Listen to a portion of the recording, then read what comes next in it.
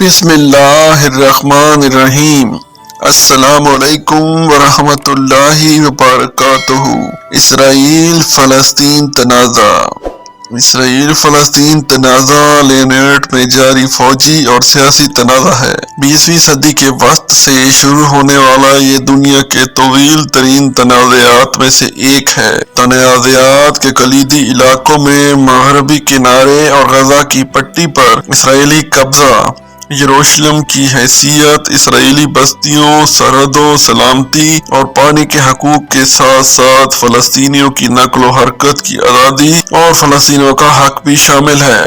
برطانیہ کی طرف سے جاری کردہ 1917 کے بلفور اعلامیہ، جس میں فلسطین میں یہودیوں کا وطن بنانے کا وعدہ کیا گیا تھا، نے یہودیوں کی نقل مکانی کی لہروں کے بعد خطے میں ابتدائی کشیدگی پیدا کر دی تھی۔ پہلی جنگ عظیم کے بعد لازمی فلسطین کا قیام عمل میں آیا، جس نے دیکھا کہ کشیدگی یہودیوں اور عربوں کے درمیان کھلے فرقہ وارانہ تصادم میں بدل گئی۔ 1939 میں برطانیہ نے فلسطین میں 1936 سے 1939 عرب بغاوت کو دبا دیا، جو عربوں کی آزادی کے مطالبے کے لیے اٹھی تھی۔ فلسطین کے لیے 1947 کا اقوام متحدہ کی تقسیم کا منصوبہ کبھی نافذ نہیں ہوا، لیکن اس کا اعلان براہ راست 1948 کی فلسطین جنگ کی طرف لے گیا۔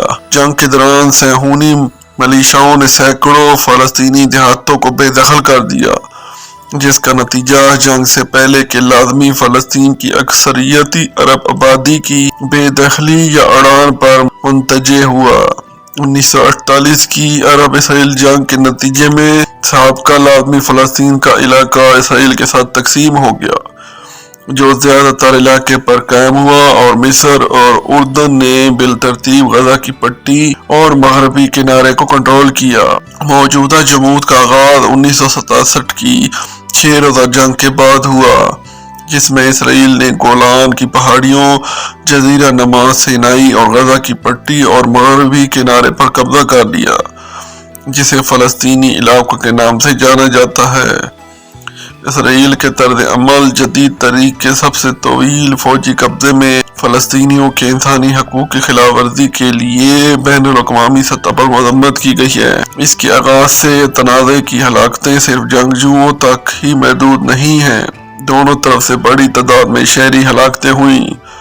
زیادہ تر فلسطینی وسیع تر عرب اسرائیل تنازع کو حل کرنے کی کوششوں کے ساتھ ساتھ اسرائیل فلسطینی امن عمل کے حصے کے طور پر تنازع کو حل کرنے کے لیے مختلف کوششیں کی گئی ہیں۔ اسرائیلی حکومت اور فلسطین لبریشن آرگنائزیشن کے درمیان مذاکراتی حل کی جانب پیش رفت کے اوسلو معاہدے کے ساتھ کی گئی تھی۔ حالیہ امن کوششوں کی اکثریت دو ریاستی حل کے گرد مرکوز رہی ہے، جس میں اسرائیل کے ساتھ ساتھ ایک آزاد فلسطینی ریاست کا قیام بھی شامل ہے۔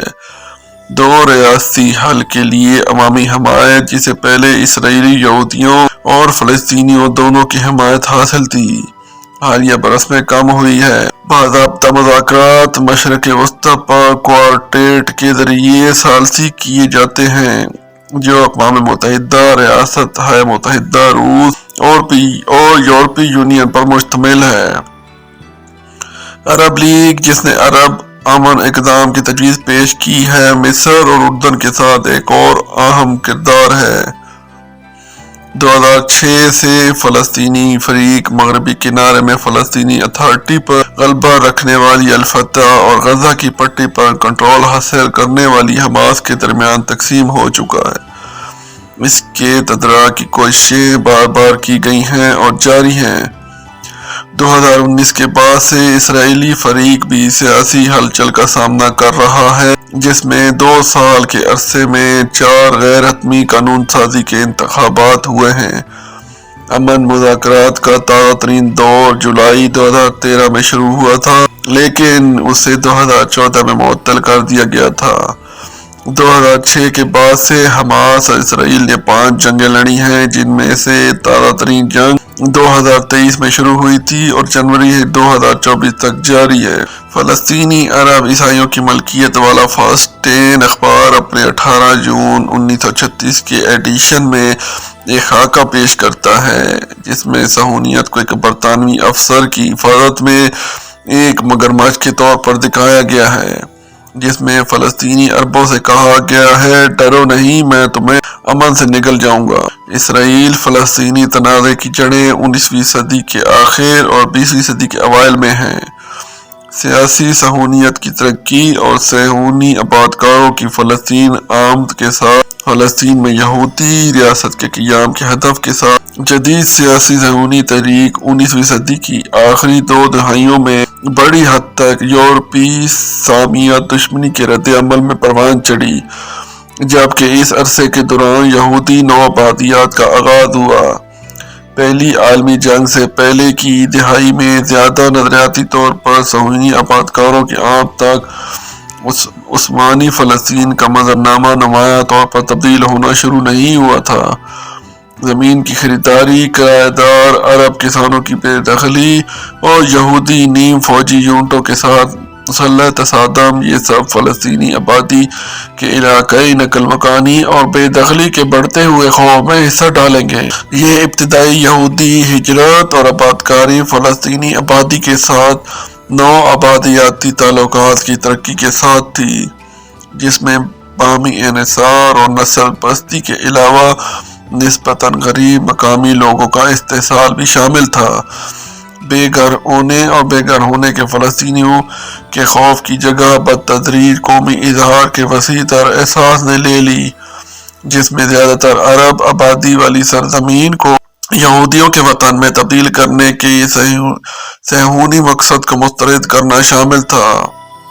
صہیونی تحریک کے لیے برطانوی حمایت حاصل کرنے کے لیے چیم ویزمین کی کوششیں بالآخر اعلان بلفور کو حاصل کر لیں گی، ایک عوامی بیان جو 1917 میں پہلی جنگ عظیم کے دوران برطانوی حکومت کی طرف سے جاری کیا گیا تھا، جس میں فلسطین میں یہودی عوام کے لیے قومی گھر کے قیام کی حمایت کا اعلان کیا گیا تھا۔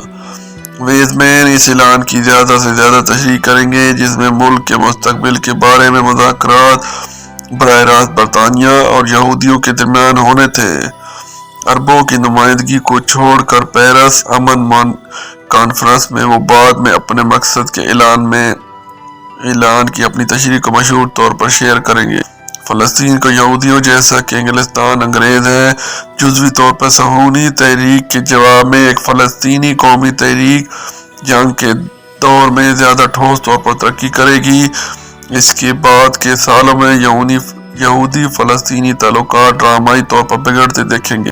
فلسطین میں یہودیوں کے لیے ایک قومی گھر کے قیام کے عزم کے ساتھ پہلی عالمی جنگ کے خاتمے کے بعد فلسطین میں برطانوی مینڈیٹ کی تشکیل سے بڑے پیمانے پر یہودیوں کی امیگریشن کی اجازت ہوگی۔ اس کے ساتھ معیشت کے ایک الگ یہودی کنٹرول والے شعبے کی ترقی ہوگی، جسے بیرون ملک سے بڑی مقدار میں سرمایہ فراہم کیا گیا تھا۔ دوسرے عالیہ کے زیادہ پرجوش صہیونی نظریات والے 1920 کی دہائی سے شروع ہونے والے یوشو رہنما بن جائیں گے اور یہودی اور عرب معیشتوں اور معاشروں کی علیحدگی پر یقین رکھتے تھے۔ اس عرصے کے دوران خارجی قوم پرستانہ اخلاقیات سوشلسٹ نظریات پر غالب آئیں گی، جن کے ساتھ دوسرا عالیہ آیا تھا۔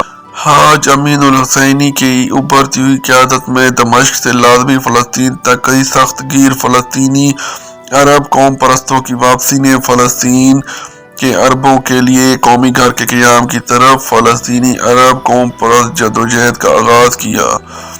فلسطینی عرب قومی تحریک کے معمار امین الحسینی نے فوری طور پر یہودیوں کی قومی تحریک اور فلسطین میں یہودیوں کی نقل مکانی کو اپنے مقصد کا واحد دشمن قرار دیا۔ 1920 کے اوائل میں ہی یروشلم میں یہودیوں کے خلاف بڑے پیمانے پر فسادات شروع کیے اور جافا میں 1921 میں تشدد کے نتائج میں یہودی نیم فوجی دستہ ہگان کا قیام بھی شامل تھا۔ 1929 میں پرتشدد فسادات کا ایک سلسلہ شروع ہوا جس کے نتیجے میں 133 یہودی اور 116 عرب ہلاک ہوئے، جس میں بیروت اور صفد میں یہودیوں کے کام ہلاکتیں ہوئیں اور بیروت اور غزہ سے یہودیوں کا انخلاء شروع ہوا۔